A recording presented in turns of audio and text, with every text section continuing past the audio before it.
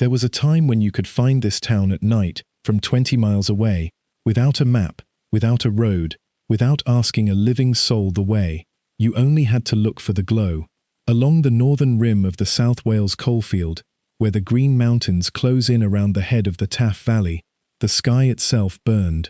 Furnace after furnace threw its light up onto the low cloud, and the hills stood black against a red that never went out, because the fires were never allowed to go out. Travellers came from across Europe simply to stand on the ridge and look down into it.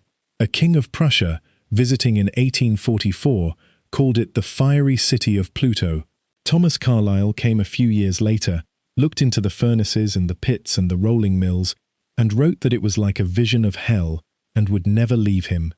They were not describing a myth, they were describing the most concentrated industrial power on the face of the earth. By the early decades of the 19th century, this one Welsh parish was making iron on a scale nowhere else in the world could touch. 4 great works, Dowlais and Cyfarthfa, Plymouth and Penderyn, stood almost within sight of one another, and between them they poured out something close to 40% of all the iron Britain exported. Dowlais alone grew into the largest ironworks anywhere on the planet. 18 blast furnaces, 100 steam engines, 10,000 men. The cannon that armed Nelson's navy were cast here, and Nelson himself came in 1802 to watch them made. The rails that carried the railway across Russia and on towards Siberia were rolled here. The men who owned it became some of the richest in Britain, and one of them built himself a castle on the hillside so that he could look down on the furnaces that paid for it. And the men who made the iron lived in that same parish, in single rooms measuring about 4 feet by 7, more than 1,500 families of them, and died on average in their early 20s. Today the furnaces are cold. The great works are gone, most of them scraped off the map entirely. Merthyr Tydfil is now the smallest local authority in Wales, a town of under 60,000 people, and it sits, year after year, among the poorest and most deprived places in the whole of Britain. No enemy did this. No bomber ever came. No single villain signed it away. In the end, the iron capital of the world was betrayed by the very rock beneath its feet. So how does the richest, fiercest, most productive industrial town on earth become one of the poorest towns in Britain? This is the rise and fall of Merthyr Tydfil. To understand how a place falls that far, you have to go back past the furnaces, past the ironmasters and their castles, to a time when almost nobody lived here at all. Because the strangest thing about Merthyr is not how far it fell, it is how impossibly fast it rose. There is no ancient city here that slowly decayed. There was nothing here, and what put everything here, and what would one day take it all away again, was the same thing. What happened to be lying in the ground? In the middle of the 18th century, this was a valley of shepherds. The upper Taff was a scatter of farms and a small village gathered around a church, named for Tydfil, a Welsh princess said to have been killed for her faith around the year 480, the martyr who gives the town its name. In the 1690s, there were perhaps 40 houses in the whole place. In 1754, it was recorded that the valley was populated almost entirely by shepherds. It was quiet and green and utterly unremarkable, and it had been that way since anybody could remember. But underneath those green hills, stacked one on top of another as though arranged deliberately, lay every single thing the making of iron requires.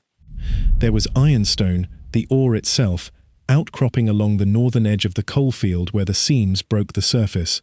There was coal in the same hillsides, which could be baked into coke to fire the furnaces once charcoal ran out. There was limestone in the crags above, the flux that draws the impurities out of molten iron. And there was water, fast mountain streams tumbling down off the beacons to drive the great bellows and the hammers. Ore, coal, limestone, water, all of it within a few miles of one another, all of it exposed at the surface, all of it in a valley where nobody yet lived to object. There is no other place in Britain, and few in the world, where that combination lay so close together and so ready to be taken. In the age of charcoal, it was worthless, because you needed forests, and the Welsh hills had none to speak of. But in 1709, an Englishman named Abraham Darby had shown that coke could smelt iron in place of charcoal, and by the middle of the century, that discovery had begun to spread. The moment coke replaced charcoal, the value of the world flipped. What mattered now was not timber. What mattered was coal sitting next to iron ore. And on the day that became true, this empty valley of shepherds became, without a single one of them knowing it, the most valuable ground in Britain. Men with money noticed. In 1759, a partnership of local landowners and merchants took a lease on land at Dowlais and lit a furnace. 4 years later came the Plymouth Works.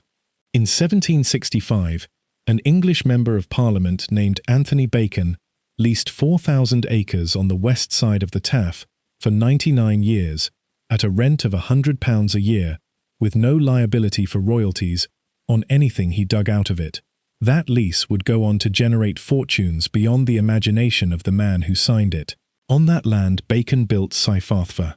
In 1784, the Homfray family raised the fourth of the great works at Penderyn, 4 furnaces in a valley of shepherds.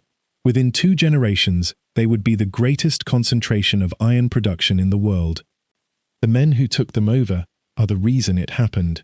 In 1786, a Yorkshireman named Richard Crawshay bought into Cyfarthfa, and by 1794, he owned it outright. Crawshay was hard, brilliant, and entirely without sentiment, and he did the one thing that mattered. He took out a license for a new process invented by Henry Court, puddling, in which molten pig iron was stirred by hand in a reverberatory furnace until the carbon burned out of it, and it could be rolled into strong, ductile wrought iron. Others had struggled to make it work. At Cyfarthfa, by around 1791, Crawshay's men made it work, and they made it work at a scale nobody else could match. The technique became known as the Welsh method. Richard Crawshay turned a barely profitable ironworks into one of the most important on earth, and made himself one of the richest commoners in Britain. And then the world handed him a war.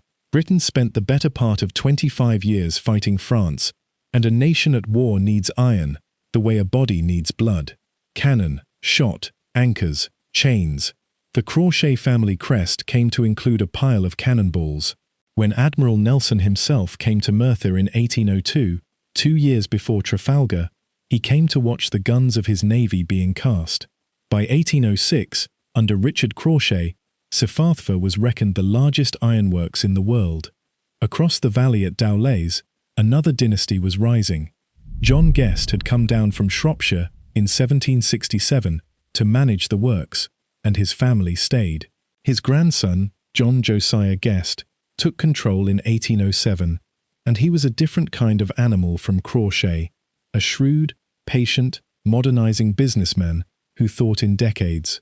Under Guest, Dowlais grew and grew, and by the 1830s it had overtaken Cyfarthfa to become the largest ironworks anywhere on earth. And in the middle of all this, in 1804, at the Penderyn Works, an argument over a wager produced one of the most important moments in human history. Samuel Homfray had bet a rival ironmaster 500 guineas that a steam engine could haul iron along his tramroad.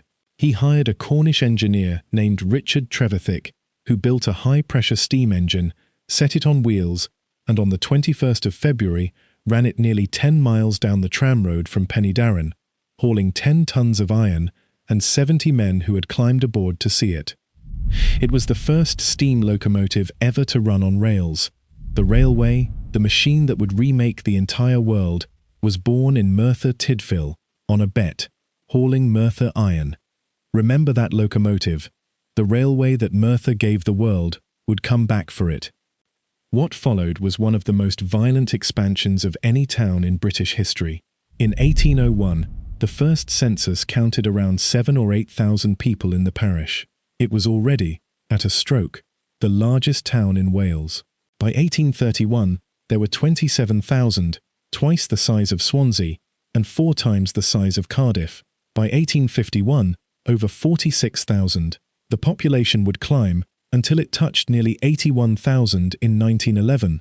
From 40 houses, to 80,000 souls in a century and a half.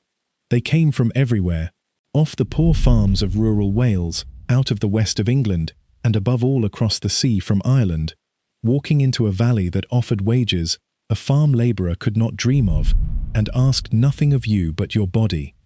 The iron came out in quantities that are difficult to hold in the mind. By the 1820s, Merthyr was producing around 40% of Britain's iron exports. Under John Josiah Guest, Dowlais rose to employ some 8,000 to 10,000 people and produce tens of thousands of tons of iron a year, running 18 blast furnaces and 100 steam engines. In 1857, it built the most powerful rolling mill in the world. In 1844, 50,000 tons of rails left a single one of these works, bound for Russia, to be laid across a continent and on towards Siberia. Think about what that means. The rails on which the industrial age travelled from Russia to South America were rolled in a Welsh valley by men who had been shepherds' sons. Merthyr did not simply take part in the Industrial Revolution. For a few decades, Merthyr was its foundry, and the money that came back was almost beyond counting. By 1841, the railway had arrived, the Taff Vale Line, built by a young engineer named Isambard Kingdom Brunel at Guest's request, so that iron could reach the docks at Cardiff in under an hour. Cardiff itself, that muddy little village on the coast, would grow into the greatest coal port on earth, on the back of what came down out of these hills. You could read the money in the stone. In 1825, William Crawshay II, the man they called the Iron King, spent £30,000 building himself a castle. Cyfarthfa Castle, a vast mock-medieval fantasy of turrets and battlements, set in 160 acres of parkland on the hillside directly above his works, so that from his windows he could look down on the furnaces burning day and night, and know that every ton of it was his. His own father in London thought the expense obscene. At Dowlais, the Guests lived in comparable splendour, and John Josiah Guest's wife, Lady Charlotte, a formidable and brilliant woman, taught herself Welsh and translated the Mabinogion, the great medieval cycle of Welsh legend, into English. When her husband fell ill and died in 1852, she ran the largest ironworks in the world herself, while raising 10 children. So here is Merthyr at its height, and you must see both halves of it at once, because they existed in the same square mile. Walk up onto the ridge at night, and the valley below is a lake of fire. The furnaces roar around the clock. Molten iron runs in open channels into casting beds. The tips of slag glow dull red as they are dumped down the hillsides. The noise never stops, the hammering and the rolling and the venting of steam, and the air is thick with sulphur and coal smoke so dense that the buildings are black within a year of being built. Brass bands play in Cyfarthfa's grounds. Choirs sing in the chapels. The ironmasters throw parties for the English aristocracy in their castle above the smoke. Now walk down into the streets. There is no sanitation to speak of. Courts and cellars are packed with families who arrived last month and will bury a child before the year is out. In 1841, more than 1,500 families were living, each of them, in a single room, measuring roughly 4.5 feet by 7. Cholera came through and took people in their hundreds. Wages were often paid not in coin, but in tokens, redeemable only at the company shop, the truck system, which meant a man could work a lifetime and never hold real money. And in a working-class household in Merthyr, average life expectancy fell to somewhere around 21 years of age. 21. In the richest industrial town on earth. When Thomas Carlyle stood here in 1850 and wrote that the town was filled with such hard-worked, fierce, and miserable-looking men as he had never seen before, he was not exaggerating for effect. He was writing down what was in front of him. The wealth and the wound were not two separate things in Merthyr. They were the same act, repeated, day and night, for 100 years. It could not hold, and in the summer of 1831, it broke. The iron trade slumped at the end of the 1820s, and William Crawshay II responded the way ironmasters always responded. He cut wages. Then, in May of 1831, at his father's urging, he cut them again for the men known for agitating, and dismissed 84 of them outright. At the same time, the Court of Requests, the debtors' court, was seizing the furniture and possessions of families who had fallen behind, and carrying them out of their houses into the street. On the 30th of May, hundreds of men walked off the Cyfarthfa works and marched up to the common at Wan, under a banner reading, simply, Reform. Within days the whole town was out. Crowds went house to house, taking back the goods the court had seized and returning them to their owners, and somewhere in those days, the miners and puddlers of Merthyr did something that had never been done before in Britain. They killed a calf, dipped a white banner in its blood, and raised it over the crowd. It was the first time in British history that the red flag was flown as a symbol of working-class revolt. It was raised here, in this valley, over the iron capital of the world. For 4 days the workers held the town. The government sent in the Argyll and Sutherland Highlanders.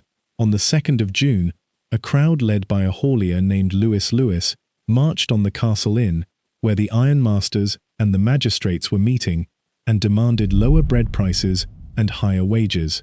The demands were refused. The crowd attacked the inn. The soldiers were ordered to fire.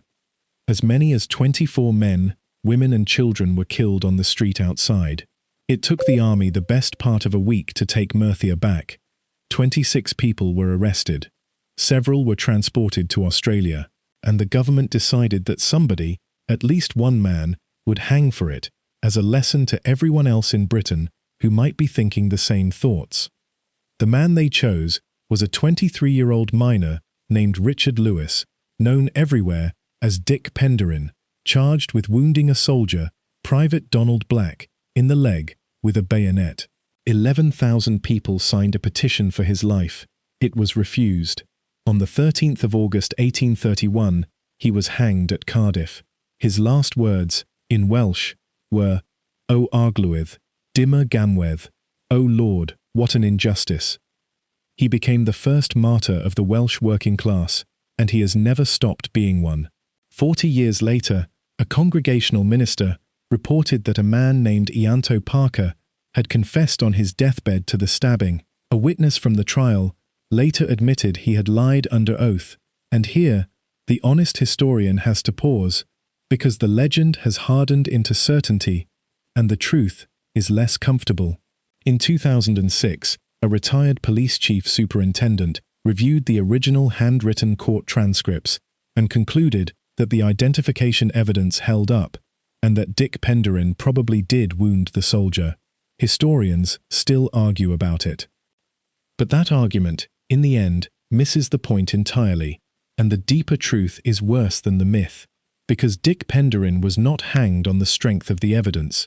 He was hanged because the government had decided in advance that a man must die, and he was the one who was standing there. Guilty or innocent, he was chosen. That is the thing the town has never forgotten, and it is the reason his name is on a memorial outside the library, and on a plaque at the spot in Cardiff where they killed him. The Rising was crushed. The wage cuts were reimposed within weeks. The furnaces went back to burning, and for another 30 years, Merthyr was still the iron capital of the world. But the flaw was already in the rock. Here is the cruel arithmetic that nobody in Merthyr could see. The town had been built on ore that lay near the surface, and that ore was finite. As the easy seams ran out, the works had to dig deeper and pay more, and eventually to import ore from elsewhere entirely. And a town, 23 miles up a mountain valley, is a very expensive place to bring ore to. Then came the thing that finished it.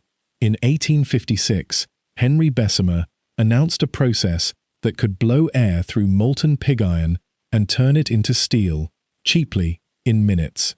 Steel was stronger than wrought iron, and the world switched to it with astonishing speed.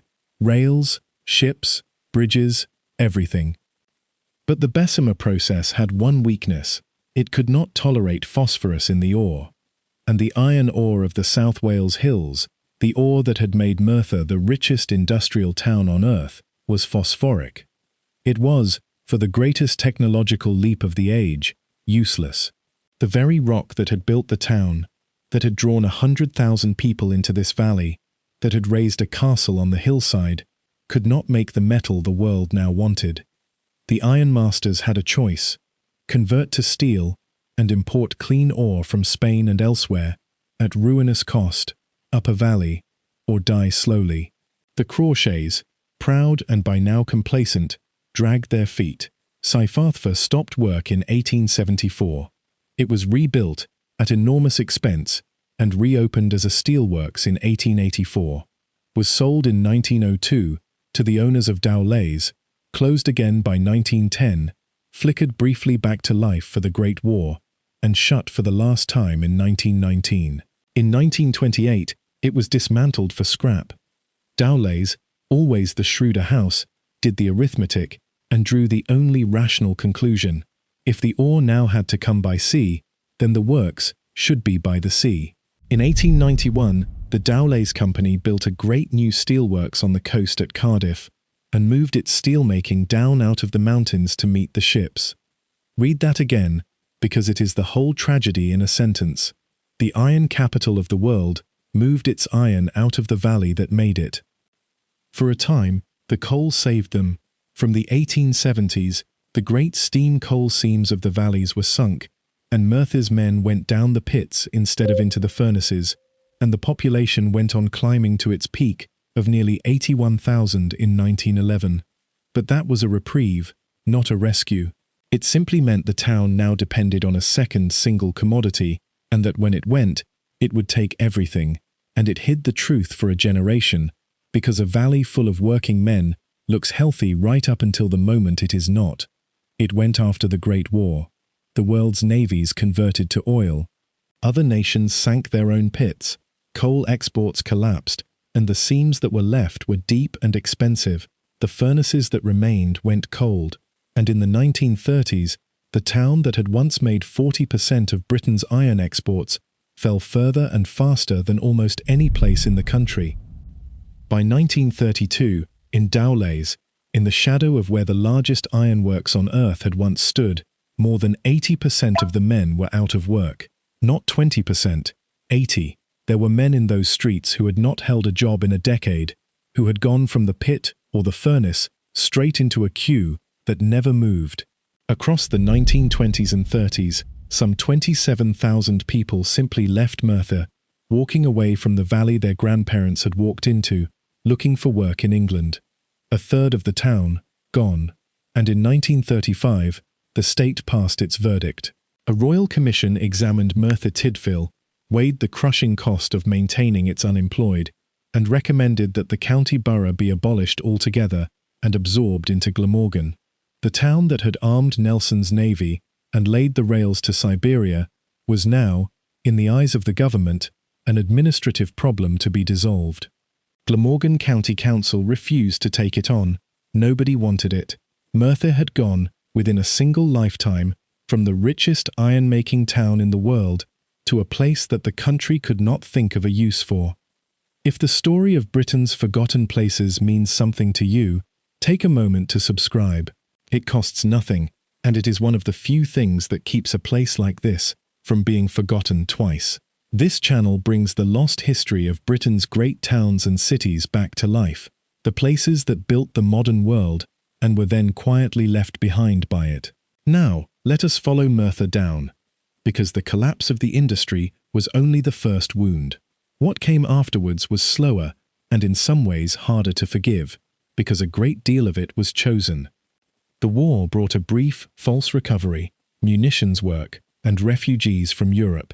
And in October 1948, the American Hoover Company opened a vast factory at Penderyn, just south of the town, to build electric washing machines. For a generation, Hoover was the largest employer in the borough. Other firms followed: aircraft components, light engineering, and Merthyr, having made the cannon of the Napoleonic Wars and the rails of the Russian Empire, now made washing machines, and, at one point, the Sinclair C5. It was work, and the town was grateful for it, and it is important to say that plainly. But look closely at what had changed. The ironworks had been owned by men who lived on the hill above them, who built their castles here and were buried here, and whose fortunes rose and fell with the valley. The new factories were owned 3,000 miles away by people who had never seen the place, and they would stay exactly as long as the arithmetic in a boardroom in Ohio said they should stay. Much of the work was assembly work, and much of it, by design, was women's work, in a valley whose entire identity for 2 centuries had been built on what men did with iron and coal. The town had traded ownership for employment. It would find out what that meant. Production moved abroad. In March 2009, the Hoover factory closed for good, and another 337 jobs left the valley. The old industry died on around it. In 1987, the iron foundry at Dowlais, the last living fragment of the works founded in 1759, finally shut, ending 228 years of continuous production on a single site. 228 years, lit before the American colonies rebelled, still burning when men walked on the moon, and extinguished with almost nobody watching. The collieries went one after another through the 1980s, and the last of the great pits in the Merthyr Valley closed in the 1990s. And then there is the matter of what Merthyr did to its own past, and what was done to it. The mountains around the town had been remade by 2 centuries of digging. Everything that came out of the ground and could not be sold was tipped down the hillsides, slag from the furnaces, spoil from the pits, waste upon waste, black mountains of it piled above the terraces where people lived. It was the cheapest possible answer to the question of where to put it, and it was the answer the valley had always given. Above the village of Aberfan, in the south of the borough, stood tip number 7 of the Merthyr Vale colliery. It had been built on a mountainside laced with springs. Those springs were not a secret. They were marked on Ordnance Survey maps that had been published since 1874. Parts of the tip complex had already slipped in 1944 and again in 1963. At 9:15 on the morning of Friday the 21st of October 1966, the valley under low cloud, tip number 7, began to move. About 100,000 tons of colliery waste, turned by the water beneath it into something closer to a black liquid, came down the mountain. Nobody saw it because of the fog. Everybody heard it. It was moving far too fast to outrun. It took a farm cottage first. Then it engulfed Pantglas Junior School, where the children had just come in from morning assembly. It was the last day before half-term. 144 people were killed. 116 of them were children. The tribunal of inquiry that followed was the longest of its kind in British history to that point, and its report did not flinch. The disaster was the fault of the National Coal Board, entirely and without qualification. The chairman of the board, Lord Robens, had told a television reporter within 2 days that nobody could have known there was a spring beneath the tip. The maps had shown it for 92 years. Nobody was prosecuted, nobody was fined, nobody lost their job. And then came the part that Merthyr has never been able to forgive. The people of Aberfan wanted the remaining tips above their village taken away. The coal board refused to pay to remove its own waste.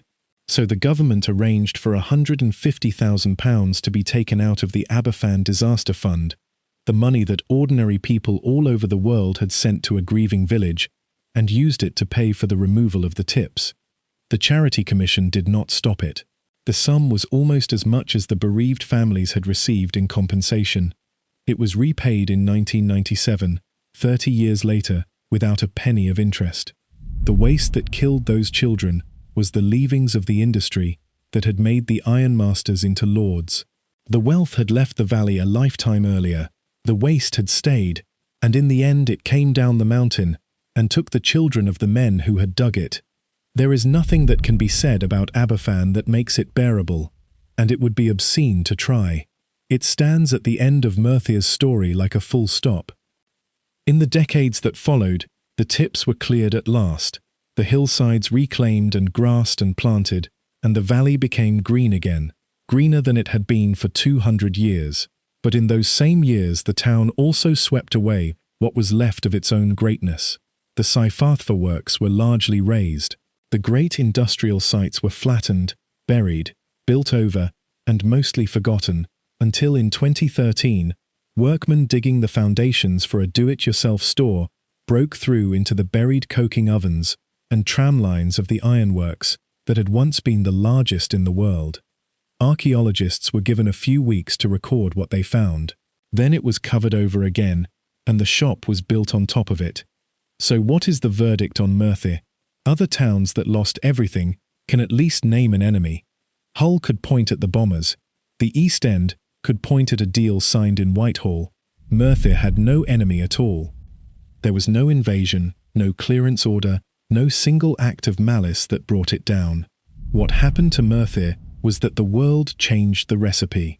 For 100 years, this valley held exactly the right rock in exactly the right place, and it grew, on that accident, into the most powerful industrial town on earth. And then a man in Sheffield found a faster way to make steel, and the rock in these hills turned out to be the wrong kind, and everything the valley had was suddenly worth very little. That is the part that ought to be said carefully, because it would be easy to make villains of the ironmasters and leave it there. They were hard men who paid starvation wages in tokens and cut those wages further the moment the market turned, and who called in the army when their workers objected. All of that is true, but not one of them could have saved Merthyr from phosphorus. The guests saw it coming and moved their steel to the coast, and Merthyr died anyway. The Crawshays refused to see it and clung on, and Merthyr died anyway. No decision made in that castle on the hillside could have altered the chemistry of the ore beneath it. Merthyr's real tragedy is that it was never truly a town at all. It was a machine for making iron, and some tens of thousands of people happened to live inside the machine. When the machine became obsolete, there was nothing underneath to catch them, because nothing else had ever been built. No second industry, no university, no port, no reason to be there other than the furnaces. The ironmasters took their fortunes out. The guests became Lord Wimborne and went to England. The Crawshays left their castle behind, and the men who had stood in front of the furnaces and the widows of the men who had not come home from the pits stayed exactly where they were, in a valley with no remaining reason to exist. The state's considered answer in 1935 was that the town should perhaps be abolished. The furnaces turned a handful of families into aristocrats. They turned the town into one of the poorest places in Britain, and it has been climbing back out ever since. And yet, stand in Merthyr now and look at what actually survived, because it is not nothing, and it is not remotely what the ironmasters would have expected. Cyfarthfa Castle still stands on its hillside, turrets and battlements and all, exactly where William Crawshay put it, so that he could watch his fires burn. It does not belong to the Crawshays anymore. It belongs to the town. It is a museum and an art gallery, holding hundreds of works and the industrial history of the valley, and the Iron King's windows now look out over a green hillside where there is nothing left to watch. There is a kind of justice in that which no court could have delivered. Below it, half buried in the slope, 6 of the original blast furnaces are still standing. They are the largest and most complete surviving furnaces of their type anywhere in the world. Grass grows over the great stone arches. Ferns come out of the walls.